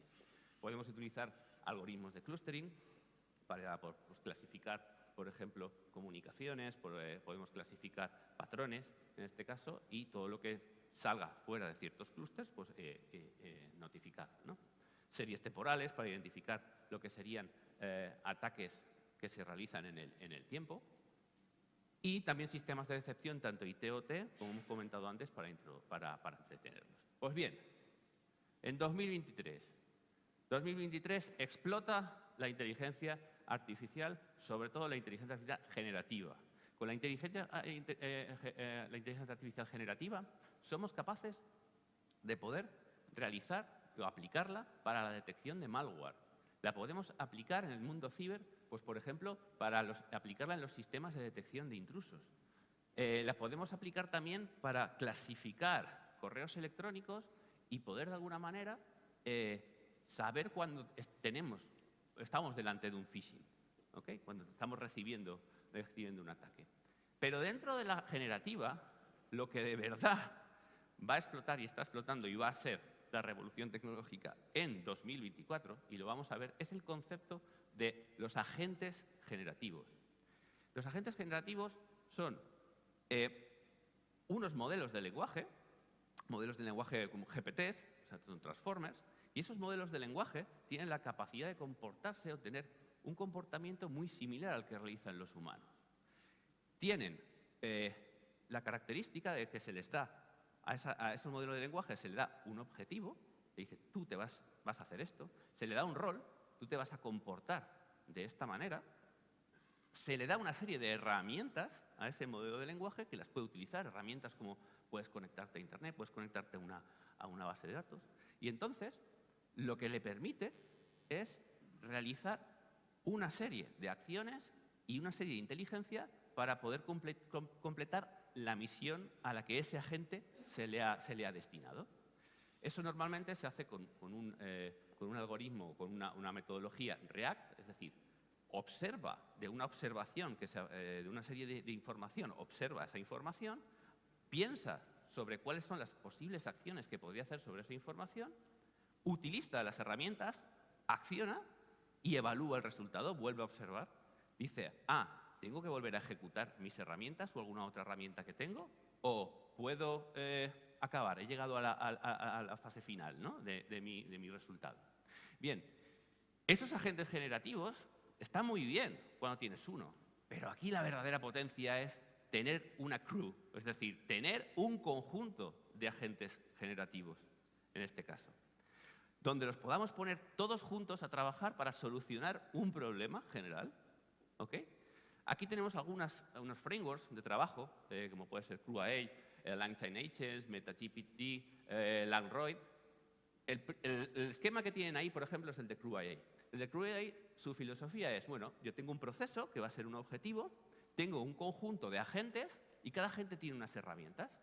Con esas herramientas y el objetivo final, voy a dar una serie de tareas a esos agentes. Entre ellos son capaces de hablar, entre ellos son capaces de interactuar con el exterior y completar una misión para la cual están destinados, ¿vale? Imagínense esto. Esto es el SOC del futuro, el Security Operations Center del futuro, ¿vale? Y es un SOC donde no hay interacción humana, donde cada elemento es un agente inteligente. Por ejemplo, tenemos un agente que es el analista de seguridad, que tiene el rol, un modelo de lenguaje que tiene el rol de experto en seguridad. Ese puede comunicarse, por ejemplo, con un agente que es un SIEM de nueva generación, un SIEM que es capaz de coger la información y los logs de firewalls, de DR, de proxy, de diversos sistemas y realizar una correlación inteligente de toda esa información. Esa información, esas alertas, se las puede remitir al agente analista de seguridad. Y ese analista, para decidir si tiene que generar una alerta o no, puede consultar, para complementar la información, puede consultar contra otro agente que es experto en CTI, es decir, en Threat Intelligence. Ese agente experto en Threat Intelligence puede tener acceso tanto a herramientas como el MISP de inteligencia, puede tener acceso a Virus Total, puede tener acceso a un RAG, a un sistema RAG, donde se almacene pues, la documentación interna con las TTPs que pueda tener conocidas, ¿no? de los diversos grupos APT que puedan haber, y con ese resultado devolverse al analista y el analista decir, ok, he decidido, el agente decide que ahí ya hay un ataque, ¿vale? Por lo tanto, vamos a dárselo al experto, al agente experto, en reporte. El reporte sería el rol de redactor de alertas. Ese es el capaz de hacer un resumen, poner la información como toca y enviarle a un sistema de ticketing. Eso es increíble. Y esto Esto no es el futuro, esto es ya. En 2024 esto va a ocurrir. Vamos a ver nubes de combate llenas de agentes de inteligencia artificial de esta manera interactuando entre ellos y combatiendo contra el enemigo. Muchas gracias.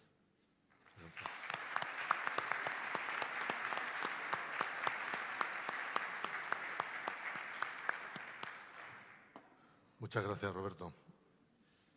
Vamos ya con la última ponencia, que la va a realizar don José Martínez Valenzuela, que está denominada El uso de tecnologías 5C en el entorno táctico. Don José es licenciado en Física por la Universidad de Granada, especialidad en Física Fundamental con intensificación en Física de la Atmósfera. Posee un máster de ciberseguridad y en ciberdelincuencia, así como un título propio de hacking ético otorgado por la Universidad Antonio de Brija, y durante los últimos 7 años ha ejercido como responsable de Unidad de Negocio de Ciberseguridad de Innovasur. Ha participado en proyectos internacionales de envergadura, colaborando con el Banco Asiático de Desarrollo en países como Armenia y proyectos en Sudáfrica, Argentina y Chile. En cuanto a su contribución académica, incluye la presentación de ponencias en el IV Congreso Nacional de Seguridad y Defensa en el 2016, así como a diferentes tipos de publicaciones en revistas especializadas. Ha participado como ponente en la RotateCon y en diversos cursos de verano de diferentes universidades. Gracias. Vamos a intentar dejar la cuántica y centrarnos en la relatividad para meter en 10 minutos la charla, que estamos en la hora crítica. Muchas gracias tanto al Ejército de Defensa como a la universidad por la oportunidad de estar aquí e intentar darnos a conocer. Esto es de lo que me gustaría tener tiempo para poder hablar. En la parte de hablar de mi libro, Innovasur es una empresa de Jaén, nacida en Jaén. No somos spin-off. Tenemos mucha juventud, tenemos 16 años, la solvencia económica no puede ser comparable a la de un cuarentón. Estamos en el orden de los 40 millones, es decir, en la 10ª parte, estamos trabajando en ello. Y Innovasur desarrolla su área en 3 campos, básicamente: TI, ciberseguridad y la parte de Smart City y CCTV. Innovasur siempre empezó en su origen como operador de telecomunicaciones, y en la parte accionarial el 50%, 50 exacto, no 49,51, es de MasOrange actualmente. Hace poco éramos de MasMóvil, ahora somos de MasOrange. Y tenemos bastante experiencia en la parte de desarrollo de Smart City y 5G, con inteligencia artificial. De hecho, se están realizando proyectos demostrativos en los que se están aplicando muchos de los términos que intentaré ver aquí. El 5G, que por cierto me vino muy bien que justo el día 30 se publicara el LNS específico para el cumplimiento del 5G, que se publicó el día 30. El día que terminé la presentación, obviamente no me dio tiempo a incluir los controles porque no los tenía estudiados. Hablar aquí de lo que es la comunicación táctica y el entorno táctico creo que huelga. Todos entendemos que hay condiciones especiales en las que se necesitan que las comunicaciones estén un poco más cuidadas, sean secretas y no sean accesibles. El 5G se puede utilizar, entiendo, no tenemos por qué irnos a que el 5G sea parte de un operativo, pero puede ser parte de la infraestructura e incluso en una castramentación cuando se está montando el campamento. ¿Por qué? Por todas las aportaciones que puede realizar en la seguridad del perímetro, en el control de las instalaciones y de los equipos que allí se encuentran. Obviamente 5G es algo que no es satélite, pero sí podemos tener nuestra burbuja 5G. Una infraestructura 5G ya es una infraestructura con una tecnología bastante madura en el sector civil y, por supuesto, militar. Obviamente tiene sus riesgos, también tenemos el riesgo de spoofing, también se puede atacar el jamming. Y vamos a intentar ver qué posibilidades y qué sabores. Es un esquema de lo que es. Las principales ventajas que ofrece la red de 5G es que tienen menores latencias, mayor ancho de banda bidireccional. Ojo, no es lo mismo que el 4G, que tienes que estar eligiendo ahora subo o ahora bajo. Puedes tenerlo al mismo tiempo la subida y la bajada. Son de una cobertura mucho más uniforme y permiten mayor densidad de equipos conectados en una pequeña área. Dependiendo de los sabores, que ahora los veremos, podemos tener... Me gusta un esquema bastante, lo siento. Tenemos distintos tipos de configuraciones que nos permiten focalizarnos en tener menos latencia, porque vayamos a tener realidades aumentadas, pues como podría ser proporcionar información a un piloto en un aterrizaje en una circunstancia de poca visibilidad, o porque vayamos a tener mucha densidad porque toda, por así decirlo, tengamos mucho wearable y mucha información que se esté recogiendo del personal de combate que esté en un área. Como vemos, la arquitectura de una red 5G, aquí podemos tener todos los dispositivos que necesitemos. Vamos a tener distintas estaciones base, que pueden recibir ataques, pero son bastante más densas y nunca se está conectado únicamente a una, nos dan bastante disponibilidad. Y en esta parte de orquestación y core de red es donde se pueden introducir la parte de securización, cifrado de las comunicaciones y monitorización. Podemos tener un NOC, no solo el SOC, monitorización de la actividad en la propia red y sacar mucha información. Es decir, es una tecnología que es relativamente simple de acceder, que nos permite muchas funcionalidades y que tenemos dónde actuar para securizarla. De hecho, hay muchos controles que están recogidos en el propio Esquema Nacional de Seguridad destinado únicamente a las redes 5G. Estos son los 5 sabores. Pues como ya hemos dicho, es cuestión de buscar aplicaciones. Si tú vas a tener una baja latencia, puedes fiarte de intentar aterrizar un equipo en condiciones de baja visibilidad. O puedes fiarte de tener equipos haciendo operaciones a distancia. Esa es una de las posibilidades que nos ofrece. Podemos hacer aplicaciones de inteligencia artificial y hacer computación en el borde. No tener un único punto de cálculo, sino tenerlo distribuido, sacar conclusiones y compartirlas prácticamente en tiempo real. Y masivas, que es porque vayamos a tener gran densidad de equipos conectados, que podemos tener desde cámaras, es decir, una cámara que vaya a analizar algo de imagen nunca se podría conectar por un equipo 4G, pero si tú estás utilizando tecnología en el borde, que está haciendo una precomputación, está haciendo un análisis y está comunicándolo, eso sí lo puedes hacer en un entorno de 5G para labores de vigilancia, de detección, de monitorización, de control, de operación. Tienes otra seguridad, otro nivel de comunicación. Es una tecnología mucho más accesible. Obviamente, las aplicaciones Edge Computing, la cámara puede no solo transmitir, sino hacer un preprocesado en local y mandarlo. En análisis y detección de comportamiento en visión artificial está bastante extendido. Nosotros tenemos ya bastantes casos de aplicación que se hacen pues, desde detección en temas de prevención de riesgos laborales hasta un simple graffiti en la calle, pero que seguramente en el ámbito militar tiene aplicaciones más específicas. ¿Qué es lo que nos da? La parte de poder utilizar inteligencia artificial, realidad aumentada o realidad virtual para los equipos. Y tener monitorización y sensórica como nos ofrecen las tecnologías de Smart City. Si volvemos a esta parte, esta infraestructura se puede desplegar en drones, se puede desplegar en equipos móviles. Al final, la tecnología 5G lo que te puede permitir es que tú tengas tu propia tecnología, tu burbuja, no una red compartida, no una red que está desplegada para todo el mundo, es tu red, con tus sistemas de protección, tu sistema de acceso, tu sistema de verificación para evitar spoofing.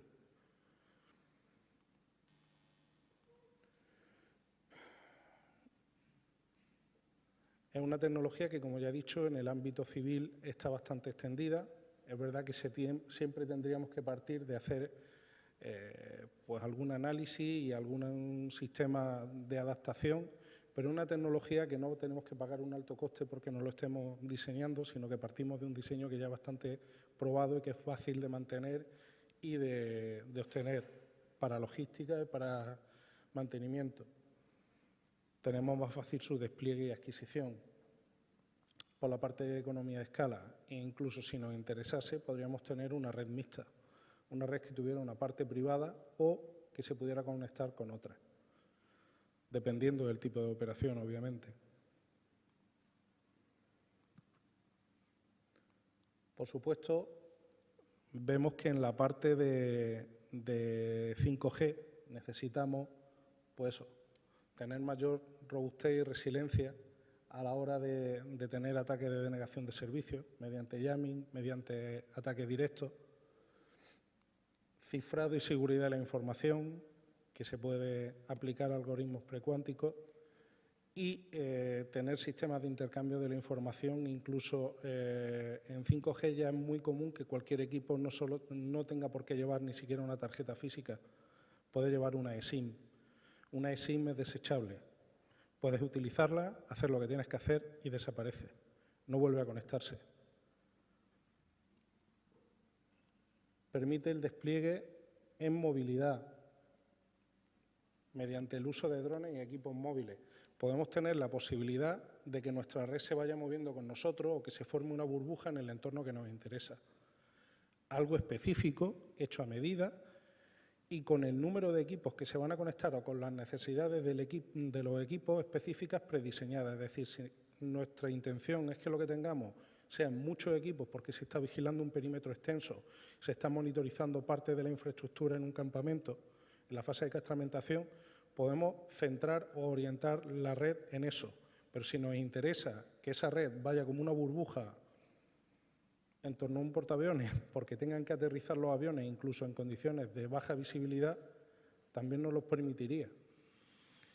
Creo que es una tecnología que es bastante accesible a día de hoy y que, por supuesto, necesita sus adaptaciones, pero es fácil de desplegar y aprovechar unas tecnologías bastante asequibles al día de hoy. La comunicación por satélite, por supuesto, tiene sus ventajas pero por satélite a día de hoy no se pueden hacer esos intercambios de volumen a ese nivel. Y no creo que, salvo que Starlink se pase al lado militar, empecemos a tenerlo en breve. Esto es una cosa que te las puedes llevar, montar el campamento o incluso que vaya acompañando a la necesidad de tu operación. Y muchas gracias. Creo que he recortado el tiempo lo suficiente.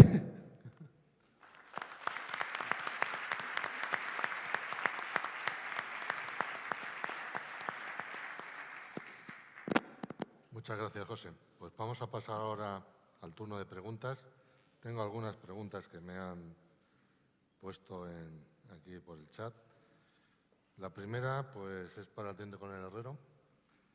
Dicen, ¿cuál es su opinión acerca de las soluciones más plausibles frente al desafío que suponen las tecnologías cuánticas en los sistemas de información y telecomunicaciones en la seguridad de la información? Bueno, es una pregunta muy amplia. Voy a tratar de contestar en el contexto de lo que he tratado de explicar, ¿no?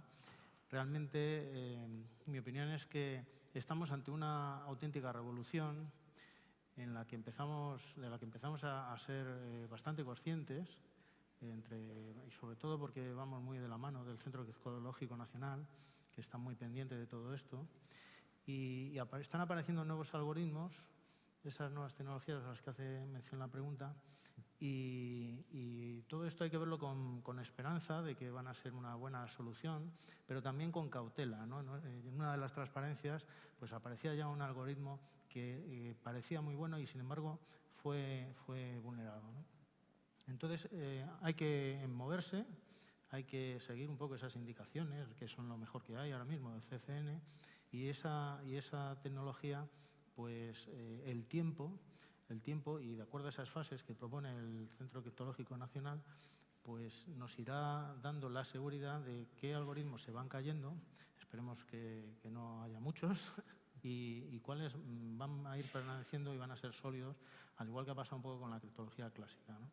Entonces yo creo que estamos en un momento pues ideal para empezar a moverse y poner remedio a una problemática que realmente va a ser una revolución, porque si se cumplen las expectativas, ¿no?, o las previsiones de Michel Mosca, pues quizá estamos a unos pocos años de enfrentarnos a este tipo de amenaza, ¿no?, de la computación cuántica, los ordenadores realmente relevantes desde el punto de vista criptológico.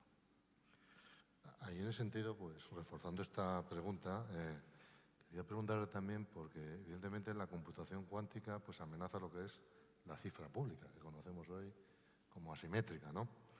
Pero nuestros sistemas de información y comunicaciones, se utilizan cifra que es nacional o cifra OTAN y los algoritmos son simétricos, ¿no?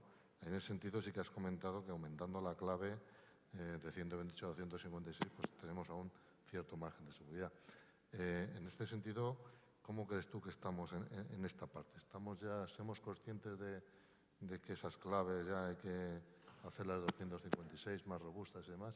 Bueno, hay que ver las implementaciones concretas, pero ya desde hace mucho tiempo éramos conscientes de que había un peligro y tratábamos de ampliar las claves lo más que se podía razonablemente, ¿no? En ese sentido, es cierto que la amenaza, digamos, rupturista está con las claves, con los sistemas asimétricos, y la amenaza no tan rupturista, pero que está ahí, porque cuando aparezcan esos ordenadores cuánticos relevantes, pues podrán trabajar sobre también sistemas simétricos, pues los podemos contrarrestar de una manera muy sencilla, aparentemente sencilla, que es ampliando el número, digamos, la longitud de las claves, ¿no? Lo cierto es que hay que ver los sistemas que tenemos. Yo creo que la inmensa mayoría ya de los últimos años no tendrían mucho problema, pero hay que ver esa ampliación de claves, las implicaciones que tienen, ¿no? Porque muchas veces el problema no es el sistema en sí, sino la conexión con otros, legacy, etcétera. Y es ahí donde hay que poner también la atención. Pero en principio el riesgo, digamos, yo creo que está en la parte asimétrica, porque en la parte asimétrica siempre hemos sido pues más partidarios de mejor que sobre que no que falte en cuanto a la longitud de claves, ¿no? Pero es algo que hay que prestar atención, especialmente también en las firmas hash, sobre todo para el Internet de las cosas y esos sistemas que se extienden en el tiempo, probablemente en los sistemas de control industrial sobre todo, y bueno, pues pueden permanecer esas firmas, pueden tener mucha validez para el tema en el tiempo, sobre todo para el tema de las actualizaciones, ¿no? Y es ahí donde hay que hacer, digamos, caso a esa advertencia del CCN inmediata de utilizar ya un sistema postcuántico, digamos. También he visto de lo que has comentado es que bueno, que viene la computación cuántica, ¿no? Como que viene el lobo cuando éramos pequeños, ¿no? Y que está ahí, ¿no?, en concreto, ¿no? Pero bueno, también presenta oportunidades, ¿no? Porque has hablado de un algoritmo, QKD, para la distribución claves, que a lo mejor no solucionaría muchos de los problemas que tenemos hoy en día de distribución de claves.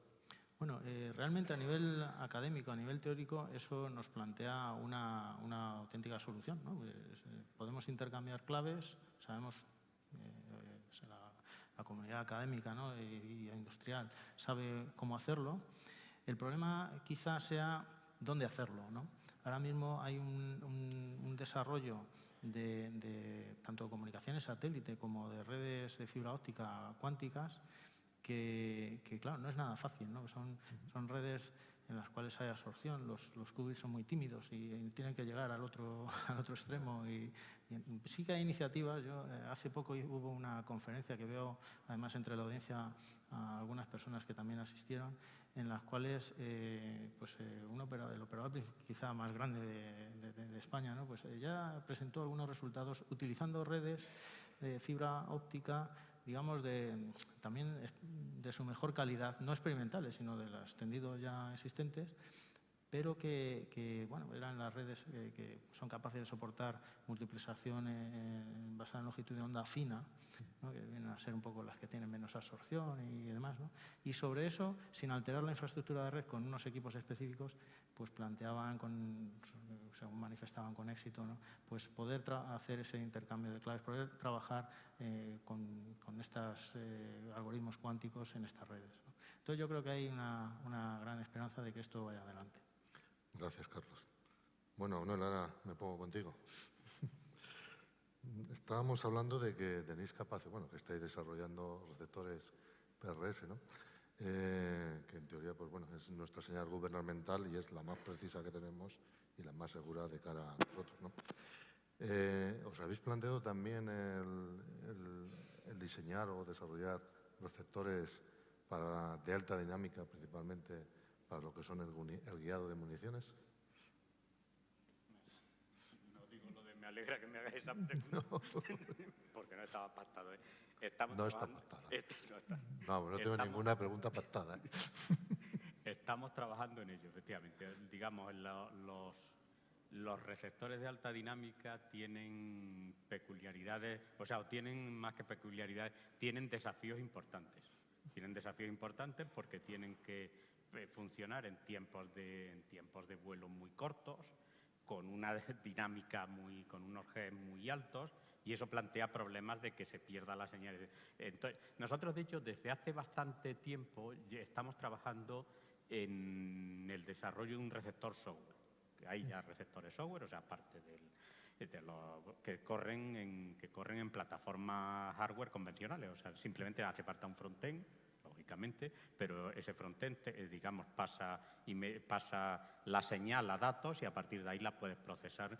Y entonces, en esos receptores software, efectivamente, puedes priorizar una serie con unas cosas respecto a otras, y uno de los temas importantes es la alta dinámica. O sea, estamos trabajando en ello, Me alegro, porque creo que lo necesitamos. Otra pregunta, Manuel, y demás. Estamos con PRS, que es la señal nuestra, europea y demás. A nivel cualitativo, sin datos, evidente, específicos, simplemente, ¿cómo crees tú que es de robusta y resiliente frente a otras constelaciones como la China, como la India, como los rusos, o principalmente contra nuestro más rival tecnológico, que es Estados Unidos, con su código M? Efectivamente, digamos, aquí hay una evolución, tiene que haber una evolución. Podríamos decir que el PRS actual, la señal PRS actual, es la primera generación. Entonces, dentro de lo que se llama Galileo segunda generación, que como he dicho antes, se van a empezar a lanzar satélites pues, próximamente. De hecho, ya se ha adjudicado el centro de control de Galileo segunda generación, también lo vamos a hacer nosotros. Nosotros tenemos el de primera generación y ya hemos ganado también el contrato de segunda generación. Entonces, ahí, aparte de que se van a enviar alguna señal más adicional, alguna señal crítica más adicional, que sobre todo es para uso aeronáutico, pero la señal PRS, de hecho, se está redefiniendo. Se está redefiniendo. Lo que se quiere, digamos, hacer es que los receptores que usen la señal, o sea, que los receptores actuales no van a poder utilizar esa señal PRS segunda generación, pero la idea es que los receptores de segunda generación usen la de segunda generación y también la señal actual. Entonces, es un poco la misma dinámica que Estados Unidos. Estados Unidos está ahora, efectivamente, con el código M, que ahí lo que se está, digamos, no solo es que se están haciendo lóbulos más potentes, pero también, por eso digo que los códigos estos de incrustación, tanto PRS como el código Y o el código M, su propósito fundamental es el spoofing, efectivamente, pero también el jamming, ¿eh? O sea, los receptores PRS y los receptores militares americanos, vamos, los con código P o con código M, son bastante más resistentes al jamming también. Y ya digo, entonces Europa está en ello y se está trabajando con la señal Galileo PRS segunda generación. ¿Y no sería mejor entonces tener receptores que combinaran la reacción de código M y el PRS en el futuro? Es que son temas muy delicados. Sí, ¿no? Quiero decir que, pues, por ejemplo, para que te hagas una idea, en Europa, para trabajar en señal PRS, me parece que hay autorizadas cuatro industrias europeas. sea, que eso si uno no es... no es así que dices tú hoy, o una empresa y dice, yo quiero hacer un receptor PRS. Te dicen, vale, venga, pues tira para adelante. Y además ahí hay un poco la pescadilla que se muerde la cola, y es que para trabajar en PRS tienes que demostrar que tienes experiencia en PRS, pero claro, dices, ¿cómo consigo yo trabajar? ¿Cómo consigo entrar si no tengo experiencia? ¿Cómo rompes el bucle, no? Es como rompes el bucle. Entonces, ahora mismo en Europa, ya digo, hay cuatro empresas que estamos, cuatro países que están haciendo receptores PRS, y son esos los que hay. Y esos, en principio, esos países pues van a ser los que van a seguir luego con el PRS segunda generación que mencionaba antes. Una pregunta que tengo del chat para ti también. ¿Se podría, bueno, en caso de caída de los satélites, qué sistema podría emplearse para mantener esa navegación y ese posicionamiento? Todos los satélites lo tenemos esto complicado. Ya lo decía antes, hasta ahora, no sé, lo decía al principio de la presentación, hasta ahora, digamos, las propias infraestructuras, en principio nos están atacando, pero en un futuro es un riesgo que existe, y hay que satélite, ¿no? Que te destruyan parte. Digamos, incluso cada constelación está bastante reclutada. O sea, quiero decir que, pues ya lo decía, que por ejemplo en GPS ahora los mínimos son 24 y hay 30 y tantos satélites funcionando. O sea, te los tendrías que cargar todos, o sea, o casi todos. Y encima ya no solo eso, sino que hay muchas constelaciones, o hay varias constelaciones, como veíamos. Entonces, claro, cargarte toda la infraestructura, y ahora está de nuevo, y ahora está lo que he comentado también, y es que se van a empezar a poner infraestructuras, lo que se llama LEO-PNT, que es satélites como Galileo, pero en baja órbita, que eso va a dar unas nuevas capacidades. De hecho, el contrato antes que mencionaba de la Agencia Espacial Europea, es lo que se quiere es desarrollar primero unos prototipos para ver qué capacidades se pueden conseguir, que puede ser ni solamente sacar posición, navegar, sino que como ayudas adicionales, incluso cuando tengas pocos satélites con esto, es decir, que hay mucho recorrido todavía en el ámbito del... Tenemos bastante, sí. Gracias, Manuel. Paso ahora a Roberto. Bueno, tengo una pregunta para ti. Desde el punto de vista de los medios necesarios para enfrentarse a la amenaza, ¿existen muchas diferencias entre los ataques a infraestructuras críticas nacionales y los ataques a empresas privadas? Bueno, podríamos decir que el modus operandi suele ser el mismo. Lo que podríamos tener diferencias en cuanto a la sofisticación, a lo mejor, de los ataques. Cuando se pretende, pues a lo mejor, destruir una infraestructura crítica o querer, por ejemplo, interferir en la operación de una infraestructura crítica, pues se tiene que dar en un contexto determinado. Puede ser que el atacante, pues en este caso pues las amenazas avanzadas persistentes, pues ya estén infiltradas dentro de esas infraestructuras críticas y estén esperando al día, digamos, que quieran destruirlas para apretar el botón. Por lo tanto, ahí es donde podemos combatirlas a través de esos procesos de threat hunting que comentamos, y de esa caza de amenazas para limpiar las organizaciones de ese tipo de grupos, en este caso. Y normalmente cuando se está ciberatacando a lo que sería pues los entornos civiles, lo principal que se persigue es el rédito económico, ¿no? Que serían los ataques de ransomware y de secuestro.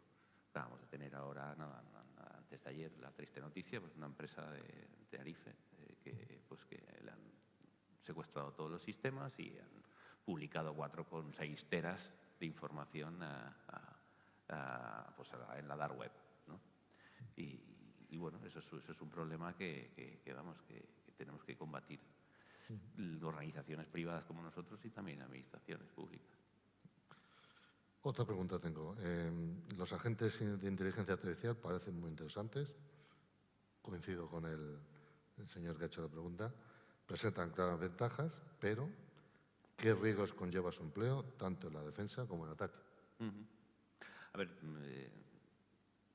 yo la verdad es que no soy experto en inteligencia artificial, por eso tenemos aquí a doña María o a don Manuel, que nos podrían ilustrar en ese campo. Yo soy simplemente usuario integrador de esa inteligencia artificial. bueno, los agentes lo que te puede pues, permitir es esa automatización, ese razonamiento automático y todo lo que sería la delegación de ciertas tareas en esos agentes. Obviamente es un reto, es una tecnología que tenemos encima de la mesa y que se están haciendo pruebas de concepto muy buenas, todavía está en proceso de maduración. Para la parte defensiva lo veo muchísimo más, digamos, plausible y directamente aplicable que para la parte más ofensiva. Para la parte más ofensiva sí que, pues sobre todo, pues entrenar esos modelos de lenguaje en lo que serían datasets ofensivos siempre es un reto mayor que no, pues por ejemplo, en la parte más defensiva, ¿no? Entonces, yo creo que hacia ahí es donde tenemos que tirar, hacia donde tenemos que poner los esfuerzos, hacia la parte de inteligencia artificial basada en agentes. Es una parte de diferentes, pero si no nos subimos a ese carro, creo que nos vamos a quedar atrás. Y ese carro ya ha salido. De hecho, tenéis diversos desarrollos de herramientas que habéis hecho para el Centro Criptológico Nacional y que están disponibles para la Administración, como Carmen, Gloria. ¿Implementan ya algún tipo, estas tecnologías ya, estas herramientas u otras? Sí, ciertas, por ejemplo, en Carmen implementamos ya algoritmos de inteligencia artificial para la detección de anomalías en series temporales. También tenemos pues aproximaciones de clustering también en Carmen, pues para poder ir clasificando ciertos ataques o ciertos sistemas de log. Tratamos con todos nuestros procesos dentro de la empresa de I+D, pues ir dotando a esas herramientas tanto del CCN como las nuestras propias, pues de esas nuevas capacidades, ¿no? De esas nuevas capacidades que tienen que ser pues de los elementos disruptivos que van a hacer pues dotar esas ventajas competitivas frente a los recursos. Gracias. José, ahora te toca a ti. Tengo una pregunta. ¿Qué nivel de implantación y velocidad real presenta la tecnología 5G en la actualidad? Pues está rozando el nivel de la fibra.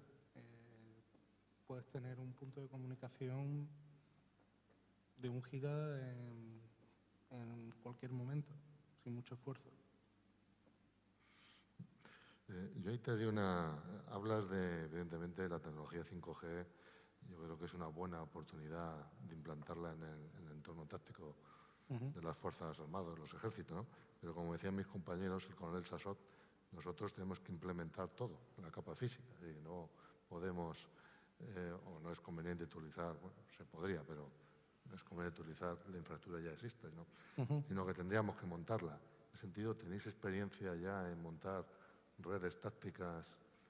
¿O habéis hecho arquitecturas ya combinando pues, estaciones bases, los drones y demás? Estamos empezando a hacerlo porque es lo que se nos está demandando. Es decir, nosotros, por el historial de la empresa y por el entorno en el que estamos, empezamos a hacer las instalaciones de toda la vida y en tema de drones es algo que estamos empezando a hacer. Y habéis analizado, por ejemplo, porque claro, el espectro de frecuencias de 5G es bastante alto, ¿no? Son comunicaciones muy directas, de línea de vista y demás. Pero claro, en el entorno táctico no es siempre la Mancha lo que tenemos.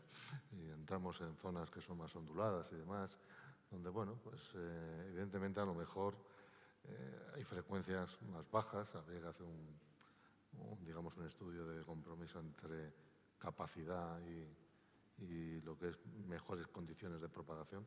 Pero en frecuencias más bajas tenemos esa capacidad de cifración y poder curvarse el rayo y poder tener más enlaces. ¿Habéis estudiado ese tipo de situaciones?